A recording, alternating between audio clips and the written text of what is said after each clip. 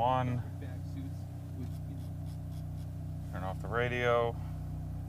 Let's get directions to Lake Wales. So I'm going to sell the M3 today, and I'm going to pick up my Shelby GT350. In other words, I'm going to trade my M3 in for a Mustang.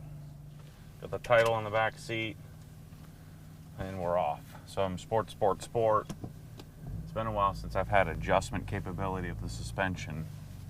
But what I figured I'd do is I'd do it, and I'm going to call it an exit interview with the M3. And it was super clean, but the guys came and cut the grass, so there's some dust and dirt on the outside, but I'm sure the dealership will jack up the paint anyway. So wherever this car ends up, they'll wash it and mess it up. So if you don't follow my stuff, and this is the first time you're coming to watch, you know, what goes on in my crazy car guy life, I'm trading my F80 M3, and wow, I rehooked up the active sound, but I'm trading my F80 M3 in for a Shelby GT350, which is, you know, generally, you know, trading an M3 for a Mustang would be regarded as a bonehead move, or something that you probably wouldn't recommend, or would be a backwards move. But you know, I really think that the GT350 is it's just a different sort of car. I mean, they spent more time and effort building it than Ford's ever done on, so especially a Mustang. And so it is truly a sports car. And certainly, I'm going to sort of, in this video, once I pick up the car, I'll do sort of an entrance interview, if you will, of the Mustang. But this car is now completely stock. You've seen videos where I've driven it, where it was, you know, was modified.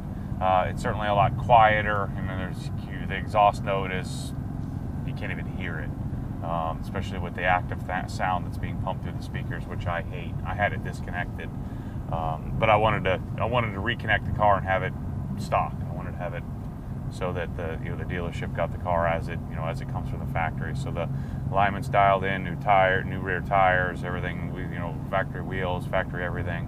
The only leftover aftermarket part on here were the front sway bar end links. I left those on because the factory one got jacked up when I did the KW suspension. It sort of shifted and one of the ball joints popped out. Let me make sure I'm going the right way. Yeah, I'm going south. So, you know, this M3 stock, the first thing I noticed versus my Yokohama 8008Rs is much quieter, and certainly more comfortable with the factory suspension than it was with the JRZ. And I really didn't detect I don't detect a whole heck of a lot of difference in ride harshness. I mean, the way I had my JRZ set up, it really doesn't feel any different than it does now. It's just the main difference of the tires. And so with that look and the sort of extra grip you get from the 808Rs, you sacrifice some sort of ride comfort and certainly road noise. And so having the Pilot Super Sports back on the car, and especially since they're especially in the rear, they're brand new, does make a big difference. So I put 20,291 miles on this car. I got it back in, I want to say July, maybe August of 2014. So I've had the car for a little over 2 years. It's time. I don't dislike this car at all. I mean, the interior's nice. I didn't opt for full leather. I'm much more of a sort of a minimalist when it comes to interior comforts. I like a good stereo, but I don't really care for navigation. I don't care for 4-zone climate control and heated and cooled seats. I mean, I just don't care about that stuff. So I'm actually looking forward to having just a very minimalist interior on the Mustang. I'm not supposed to call it a Mustang. It's a GT3 or GT350. I'm going to have all kinds of confusion between the GT3 and the GT350. We'll just call it the 50 and the 3. I don't know. I'll have to make nicknames for them. But this car is nice. It's comfortable. It has lots of cool stuff. The steering wheel's fat, and that's a cool thing. But it's just not. I've had a lot of cool cars. This isn't one of them. It was cool looking, certainly good performance. But this car reminds me very much of my Audi S4. That I didn't hate the car, even though I sort of embellished a bit, said I hated that car because of the massive understeer. It's just sort of like a placeholder in my car guy life. It's not one of those things I sort of dream of. Oh man, I can't wait to get another one of these again. It was a good car. It was a good experience. A lot of fun, sort of putting aftermarket parts on it and building it, if you will. The paint's been good. Good experience with the mineral white paint. So everything's been as I would have expected. But the one sort of apprehension I had was the sound. The sound of the thing. And of course, one of the things I haven't talked about a lot is the transmission. This of course is a 6-speed manual. This is worlds better than the E92 6-speed manual in how it feels, but it's still like a wet noodle. For whatever reason, the BMW engineers, I'm sure they could engineer a transmission that has a mechanical feel to it, where you really feel like you're sort of connected to the car. This feels like there's some cable that runs somewhere to some obscure area in the car, and it allows you to sort of change the gear. It's just not. It doesn't fit. It's just too soft, too comfortable. You get used to it, you forget what a mechanical feeling of shift linkage feels like.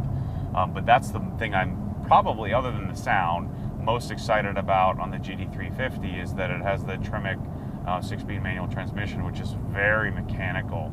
And again, I haven't felt it. So I'm going to buy a car that I've never driven, never sat in, never felt. I've seen one in person. It looks like a regular Mustang, just a slightly modified version. But that's one of the bigger sort of things I'm excited to experience, is having that true mechanical feeling shift linkage, which will make all the world of difference for me.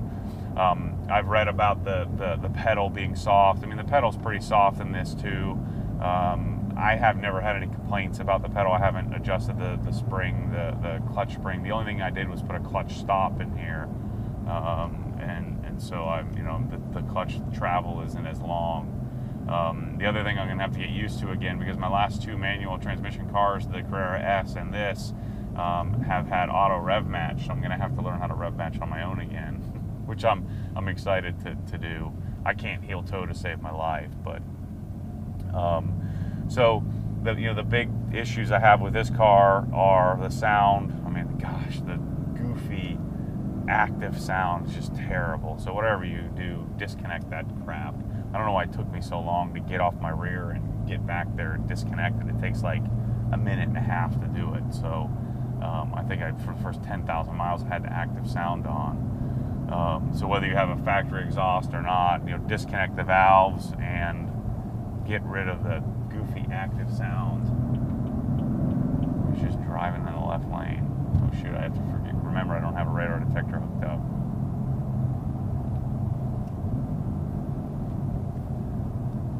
But the car stock is not as it's not as dramatic. When I took my E92 apart and put it back to stock, there was a dramatic difference. I'm not particularly a huge fan of the E92 in stock form. I would want it modified. This, other than the exhaust note, which sucks anyway, the car doesn't feel all that much different.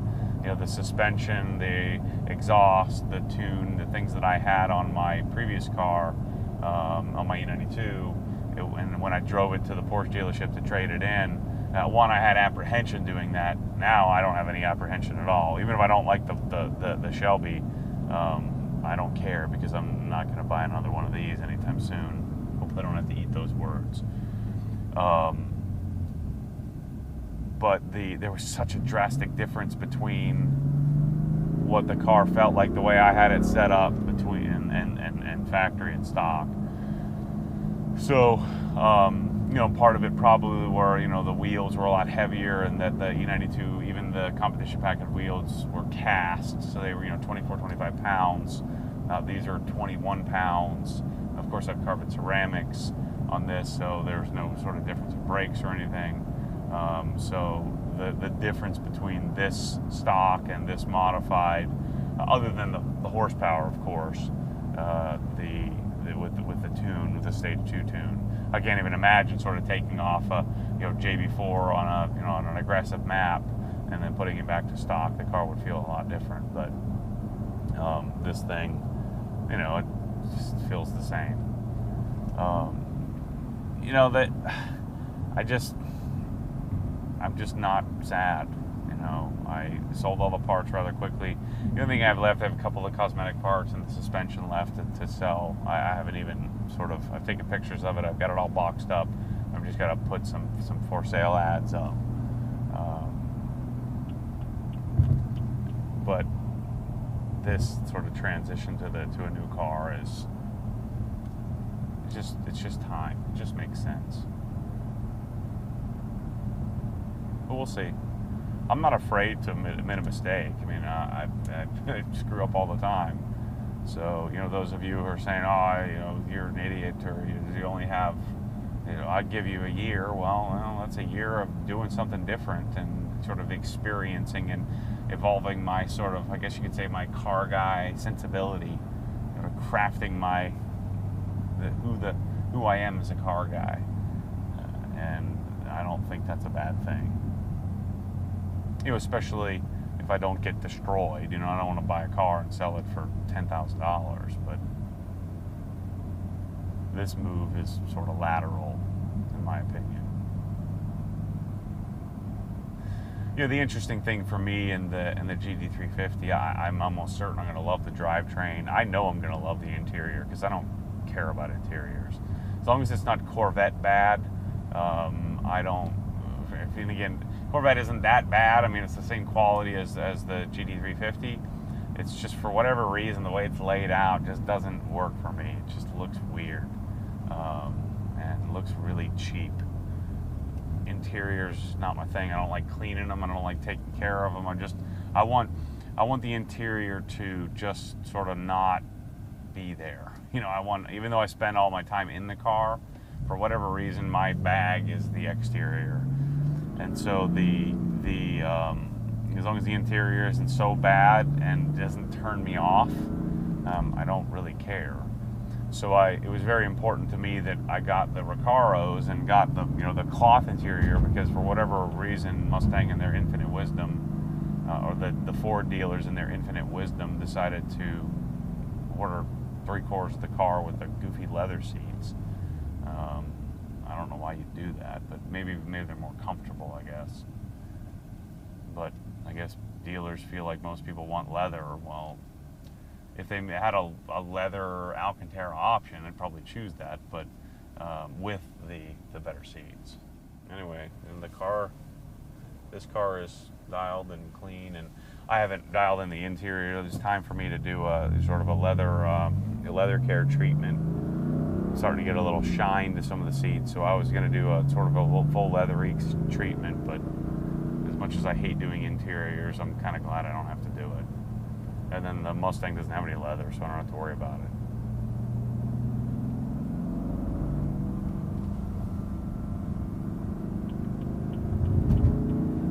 You gotta love that fake sound.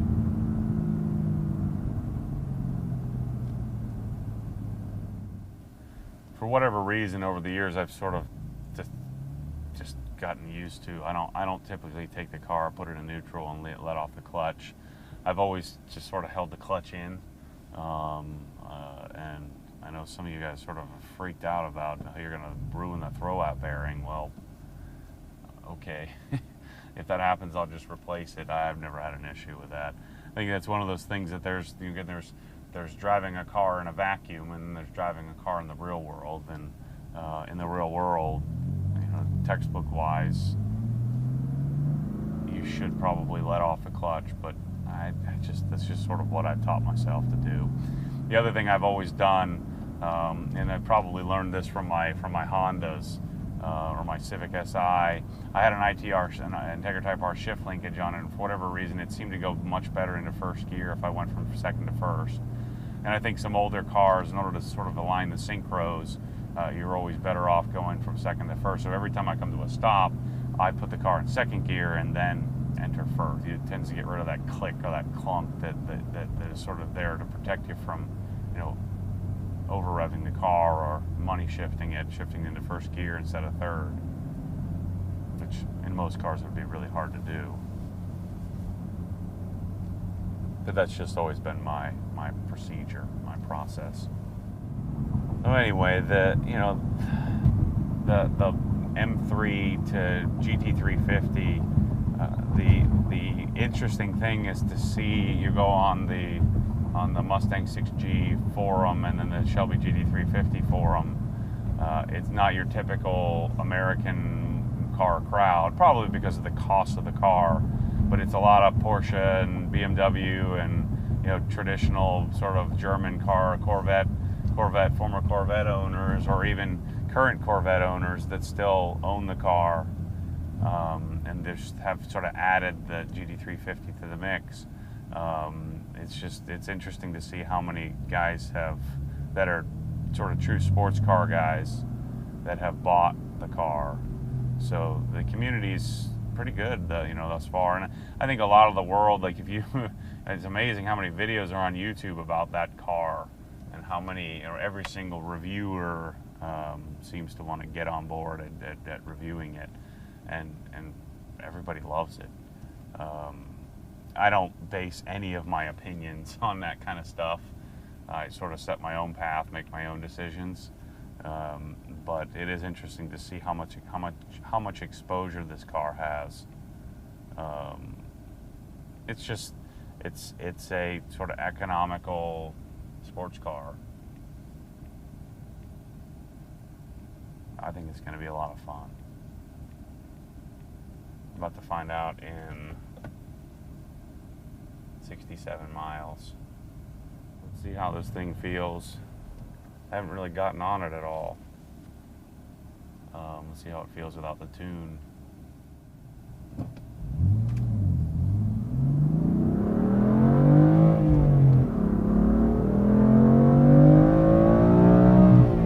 And the car is still legit, even stock.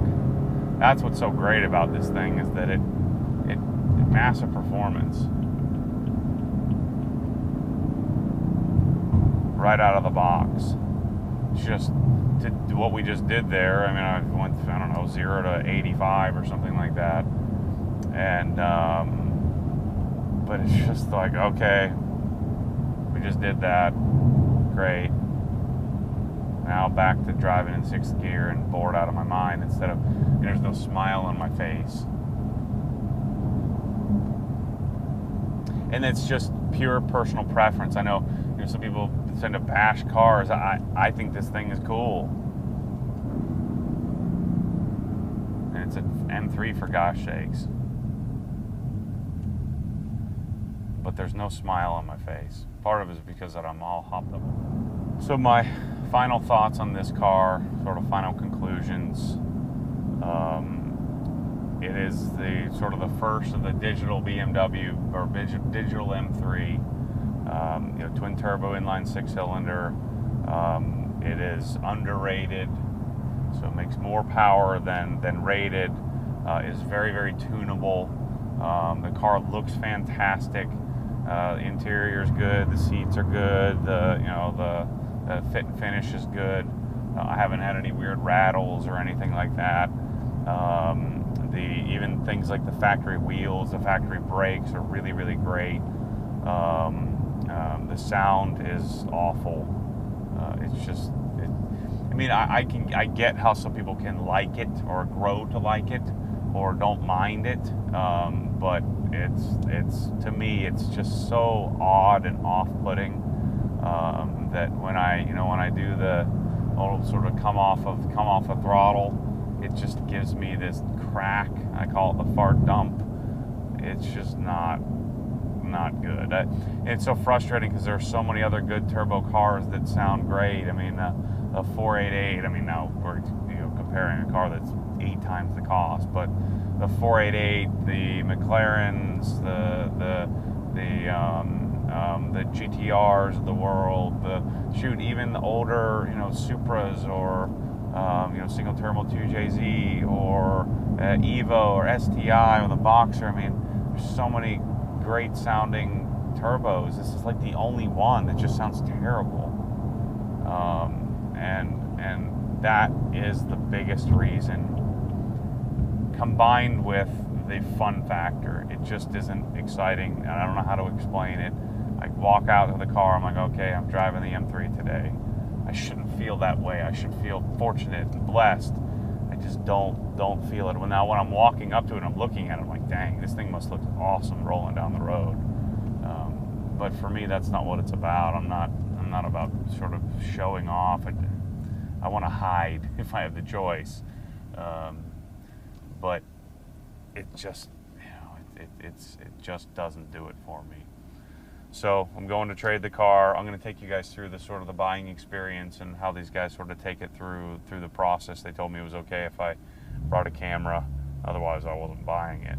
So I'm gonna film that or video that, and then of course video the ride home and my first take on the GT350. But sorry to part ways with the M3. It's been a good run, been a lot of fun. On to the next thing.